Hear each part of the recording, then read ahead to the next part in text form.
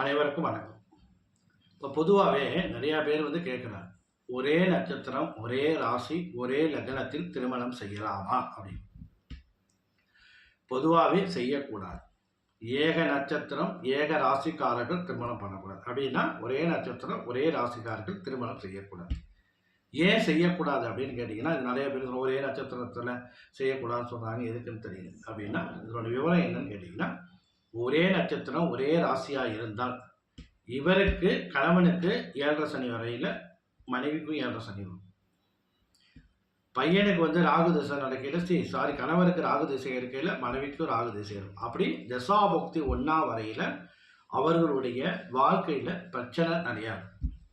இப்போ வேறு நட்சத்திரம் வேறு ராசியில் திருமணம் பண்ணையில் என்னன்னு கேட்டிங்கன்னா, கணவனுக்கு ஒரு நட்சத்திரமாக இருக்கையில், மனைவிக்கு ஒரு நட்சத்திரமாக இருக்கையில், கணவனுக்கு இப்போ 7 சனி நினைக்குது, பாதச்சனி நினைக்குது, அஷ்டமச்சனி நடக்குதுன்னா மனைவிக்கு குரு தசை நடக்கும், புதன் தசை நடக்கும், சுக்கிர தசை நடக்கும். அப்போ இந்த பேலன்ஸ் பண்ணி அவங்களுடைய வாழ்க்கையில் ஒருத்தருக்கு பிரச்சனை வந்தாலும் ஒருத்தருக்கு பிரச்சனை இல்லாமல் அப்படியே சமமாக கொண்டு போகும்.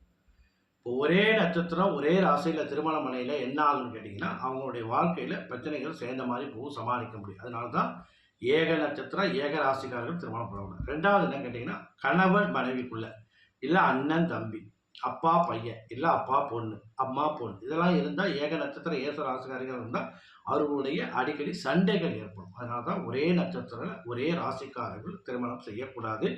ஒரே வீட்டில் இருந்தால் சில பிரச்சனைகள் வரும். காரணம் இதுதான். நன்றி, வணக்கம்.